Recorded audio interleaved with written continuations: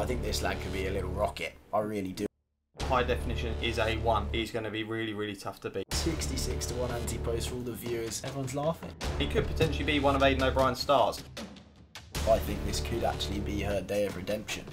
I think if she is going to have a big day in a Group 1, it's coming now.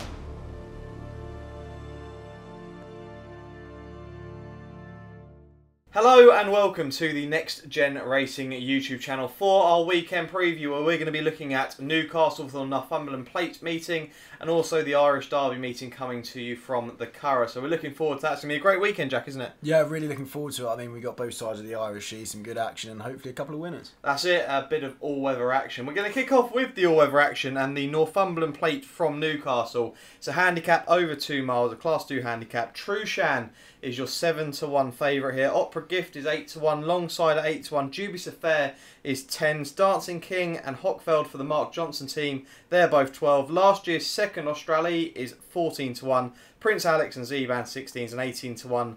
Bar those. Jack, interesting here, Trushan has come here after being well backed for the Ascot Gold Cup. I know the rain came. Obviously, Holly's not going to be aboard this horse, carrying top weight. Reese Clutterbuck will be claiming 5 on this horse. Going to have to be a claimer on this horse, surely. Yeah, I think it's a race that people will try and get the favourite beaten. I know 11 of the last 19 winners have carried 8 stone 12 or less, and Trushan won't just be carrying 10 stone 4, he'll also be carrying my money. And that is a lot of weight, not in monetary terms, just because nothing ever wins when I back it. So yeah, I think it's quite simple, honestly. I think although he's got a lot of weight to carry, I mean the term Group horse and a handicap gets floated about, but he's won a Group 2, and not only has he won a Group 2, he beat an Irish Ledger winner by 7.5 lengths last year. I mean, it was quite some performance. I mean, you can have a look at who's progressing and try and find something which is well handicapped, but I think it will just be a place for them. I think Trushan isn't weighted to win, but is the classiest horse in the race, and I hope that will show anyway. Run at a price, I think East Asia is off a pretty pathetic mark of 75. I mean, he's 3 out of 3 in Britain. Of course, he was out in Dubai before that, and he's 20 to 1. He's carrying 7 stone. So he's literally carrying a feather. I mean, he's carrying 3 stone less than Trushan. So that's the one at the price that I'll probably be having a tickle on, but I think it's all about Trushan. That's it, yeah. I think it's a great opportunity for Reese Clutterbuck as well to get his name onto the big stage, winning a handicap like a Heritage handicap. I quite like Trushan as well. He's going to be tough to beat. However, I've got one at 33 to 1. It's the old boy, 10-year-old, and that's Watersmeet. This horse returned at Wolverhampton, I think it was back in February. That was off about a year and a half off the track, and it was quite an impressive run behind the likes of Nate the Great and Who Dares Wins. And this horse loves the all-weather. Actually won an all-weather marathons final championship at Lingfield a couple of years back. The horse was rated 103, I think, on his last run. Has been kept on that rating. I just think this horse, with Joe Fanning already booked for the Mark Johnson team, I think he's going to run an absolutely mighty race. So 33 to 1 Watersmeet for myself, and Jack with Trushan, and each way shout East Asia in the Northumberland Plate. Now, we'll just quickly discuss some other races on the card. I've actually got one. I'll quickly mention the Chip Chase Stakes. It's the Group 3 on the card, a 6 furlong sprint. Diligent Harry is definitely going to be tough to beat. He obviously won an all-weather finals day this year, the 3-year-old championships there, and he did look very, very impressive. I mean, he's around 11 to 4, 3 to 1 for this race. But a horse that I actually mentioned, I think it was actually not on this podcast, on the Finishing Line podcast for the Wokium handicap. It actually got pulled out due to the ground, and that was Chill Chill for Andrew Balding and Sylvester Sousa. I think this horse, being 5, I still think this horse is improving season upon season. I think that he's going to go mightily well. I actually had the winner of this last year, 9 to 1 on Judicial, who I was always a big fan of. He's actually in this race again, but I don't think he'll be winning. But Chill Chill for me in the Chip Chase Stakes. Jack, what about yourself on the card? Yeah, I quite like Chill Chill. I mean, I got him beaten, finished second before we went and won really nicely last time out. I think on Friday at Newcastle, the 8:25, the second to last race, is a cracker. I mean, you've got Charlie Appleby bringing 2 exciting colts along, and you've also got John of Thady Gosden with Marrakesh Moon, who's only been seen twice, ran okay on the all-weather on debut, second time out, won at Yarmouth quite nicely. Aquaman, who's now rated 88, was half a length behind. But if you look at this form, Bay Bridge, who's of course been set the world alight this season, rated 105. He beat by over 5 lengths that day. You've got Final Watch, who's now rated 83, which is respectable enough. Was 6+ lengths behind. And then if you scroll down, you've got Rohan. And of course, we've seen what Rohan's done, beating Dragon did we? Symbol and then winning at Royal Ascot. I mean, he's now rated 116, and Marrakesh Moon dismissed him with ease. I mean, it was on soft ground as well, and Rohan loves a bit of testing conditions. So I do think he's an interesting one to watch. Will he need the run? Who knows? But I think you could get a nice price about him because of the two Godolphin double in there. Yeah, it could be a couple of fascinating shouts for the cards at Newcastle. Now we'll go to the Saturday races from the Curragh. We'll kick things off by quickly discussing the Railway Stakes, which is a Group 2 for the 2-year-olds. A few horses that are entered, the likes of Castle Star, The Entertainer, Dr. Zemph, Jukebox for the Hannon team, and a few others. I'll quickly give a mention to the horse that I liked. I actually liked this horse for the Coventry before being pulled out. That was The Entertainer. Now this horse has actually finished behind Castle Star on the last start. Now, the horse did have heavy ground that day. You look back at this horse's maiden win, he's only had the 2 runs, but the maiden win, the second and third have both come out and won since. I think the good firm ground will really help this horse. And I don't think that was a bad race. You know, the likes of Massetto who finished, I think, 4th in the Coventry, and Castle Star could be an absolute star himself, but whether he's going to be a bit of a soft ground warrior, I don't know. He was very impressive that day, but we'll have to wait and see. But I do like The Entertainer for the Aidan O'Brien team in that race. What about yourself, Jack? I think Dr. Zemph's got an alright chance for Joe Lyons and Colin Keane. They've won it twice in the last 5 years. He won really nicely on debut over course and distance, so it'll be interesting to see what he does. He travelled up like an absolute dream. It was under a hands and hills ride from Colin Keane, so I don't think he can be discounted. Of course, they won it with Siskin a couple of years ago as well.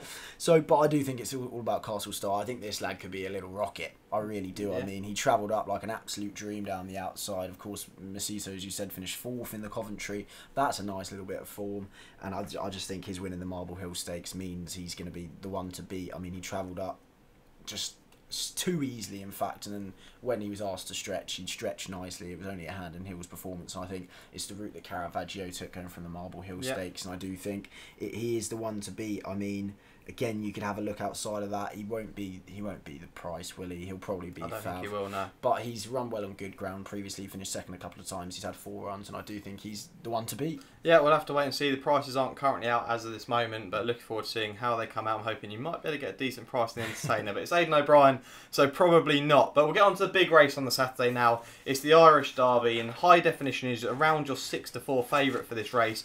Mojo Star, the Epsom Derby, seconds in here at 9-2. Hurricane Lane for Charlie Appy, that horse is 5-1. Max Swinney is 13-2. Lone Eagle, the Goodwood winner, is 15-2. Van Gogh 12-1. Earlswood 14s. Fernando Vici 16. There's another 6 Aidan horses and a few others bar those. Jack, the big question here, high definition. Is he a horse that has been thoroughly hyped but hasn't quite delivered yet? Yes, but because he was hyped on his juvenile campaign, I think it's a bit different to Santa Barbara, as we'll get onto in a bit, where Aidan himself has hyped her up. I think High Definition was rightly so hyped up as a juvenile because he had the best juvenile form in the book. Well, I mean, he touched 5-2, I think, for the Derby anti-post, so he's clearly got a lot of ability. I mean, I'm still a bit sceptical about him. I mean, he's a third of the price of Hurricane Lane. A third of the price. And I mean, in the final 3 furlongs in the Dante, he was 0.17 seconds quicker than Hurricane Lane, which is about a length. I mean, if you gave him an extra 2 furlongs, which is over, he's not catching Hurricane Lane up. So I think a third of the price at 6-4, I think that's absurdly short. I'll definitely be taking him on. If I'm being honest, I think Hurricane Lane, Max Sweeney and Mojo Star are a bit much of a muchness. I know they all ran in the Derby and they all ran quite well. Mojo Star lengthened quite nicely towards the end. Max Sweeney was travelling the best of them, but just couldn't lengthen like the other 2 did. And of course, Hurricane Lane lost his 2 front shoes. So I mean, again, 4-5-1 for me. I was looking through Mojo Star's form actually just to see if we'd actually missed anything, and of course he's still a maiden and he's running in the Irish Derby. It's mad, but he was second to Scope on debut on heavy ground. Scope finished 3rd in the Lingfield Derby, not a bad bit of form, and he was second to Manobo, who also could be quite smart, who won next time out quite easily at Kempton, winner heavy odds on favourite. I mean, round Tapman Corner, he did travel quite nicely. Was he a little bit flattered on the inside?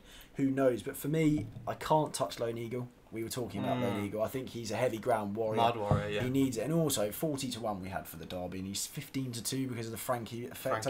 Thank you very much, Martin Mead, for saying he had a great chance in the Derby, because he's gone from 40-1 to 15-2. That's it. It's just like, cheers, mate. Yeah, that bit of value we found has now been slashed, and I don't think he'll get the ground that he wants. But for me, I think Earlswood actually has a decent chance here. Johnny Murta trained. I mean, he didn't show anything as a juvenile. He was beaten by Van Gogh Bolshoi Ballet and Sir Lamorak quite comfortably. But I mean, he's gone on from strength to strength this year. He won a maiden at Navan quite cosily on heavy ground, and then since then finished third in the D Stakes, of course, behind Maximal and El Drama. And considering we know that the pace bias at Chester, he came on quite nicely, and I think he's just going to get better further and further he goes. I mean, since then he won at the Curragh over 1.25 miles on testing ground, and he was pulling away from Emporio Toscanini, I want to say. That's it, Yeah, I think that was an alright pronunciation. Yeah, not bad, dude.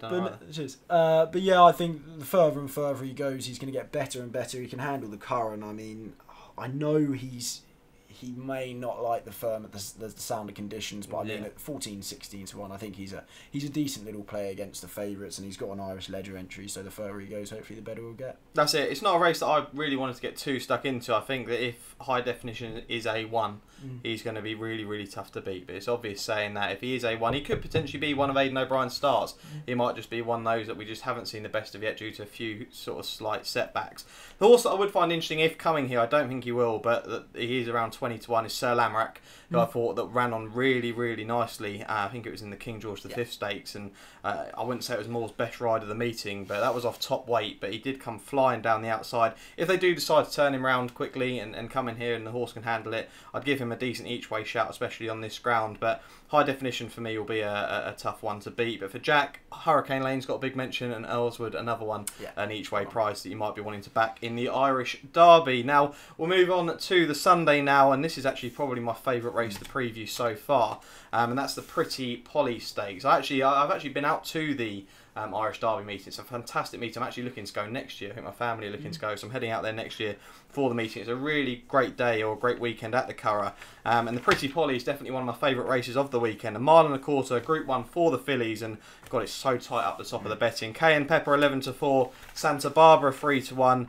Eponia Plays is 7 to 2, Thundering Knights 4 to 1, Pretty Gorgeous 10s, 12s for Insinuendo, and then 12 to 1, 14 to 1 bar these. Now, Jack, we were both very confident in Cayenne Pepper in the Middleton Stakes back in May. The horse didn't end up going. We were fuming because we definitely thought that horse was going to win that race. And I think the horse was around 7 to 2 that day, and we thought we had nailed it. A really nice price and a really big price for a certainty, we thought. But will she be getting her big day on Sunday?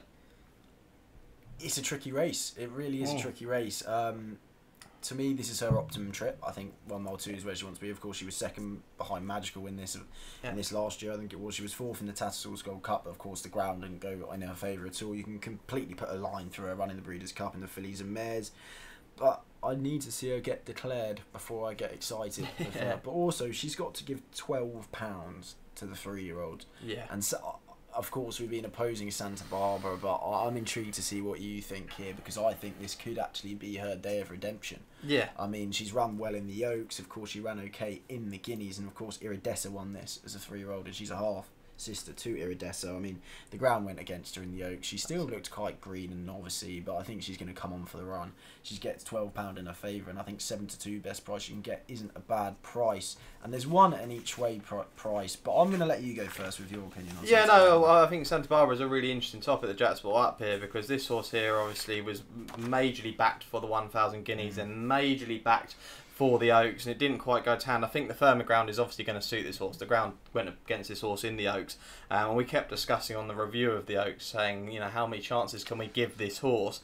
Now, I think if she is going to have a big day in a Group 1, it's coming now. If she doesn't perform here, that's it. This horse is, you know, not finished, but this horse will end up being sort of a Group 2, Group 3. I think I would give her a chance. I think, like you say, being given the weight. If they were off level weights, then no, Cayenne Pepper for me would be. Oh God, I think it should be even shorter. But I do think you'd give Santa Barbara a really decent shout here, claiming with the £12 that she's going to get. I think Thundering Knights is actually a bit underpriced. That horse was beaten 6 lengths by Cayenne Pepper, I think it was. I think it was last year in the Blandford Stakes, and I don't know, not sure about the price there, and I wouldn't be wanting to go with that horse there. It'd be between the top 2 in the market, and I have just sided with Santa Barbara, only just, and that's only due to the weight, right? The fact that the horse is going to be getting that £12. I just think that Cayenne Pepper on level weights would be winning this. I think Cayenne Pepper's a really, really smart filly. I don't think actually we've seen the best of Cayenne Pepper. I think a bit almost underrated in what she's done. She could have achieved so much more.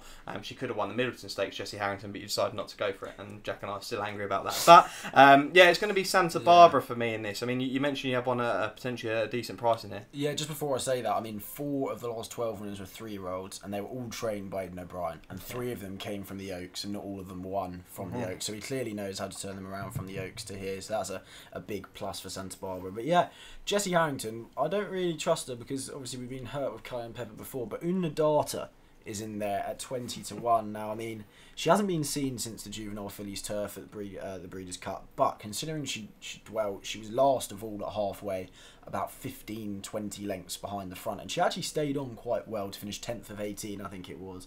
She won in her debut last year, beating Divinely and Shell, was then behind Pretty Gorgeous and Shell on her next 2 starts, but she's bred to actually appreciate this trip as she gets further and further. So I mean, if I was going to have a play, it perhaps wouldn't be on anyone at the front of the market, and I may just have an interest in Una Data if she bounces back from a bit of a break and has trained on from 2 to 3. I think she could be a little bit overpriced. There you go, potentially a big price for the Jessie Harrington team in the Pretty Polly Stakes. Now, that's going to be it for our preview this weekend. Let us know down in the comments if you've got any sort of selections or your nap of the weekend. We're all looking forward to seeing those. And if you haven't already, do subscribe to the channel. The amount of subscribers we've been picking up over the last couple of months, we only started this up at the start of the year. It's been absolutely crazy. So thanks so much for your support. Give the video a like and let us know what you want to see in the future. We've got plenty of decent videos coming your way. The likes of the Glorious Goodwood preview, which is going to be absolutely crazy, and some great stuff planned for like the Arc and the Breeders' Cup going forward, and then we've got the dreaded jump season, and that will be coming soon. But we're still on the flat. Everyone's discussing Cheltenham and everything like that at the moment. Just before that, when you're speaking of Glorious Goodwood, just think of it.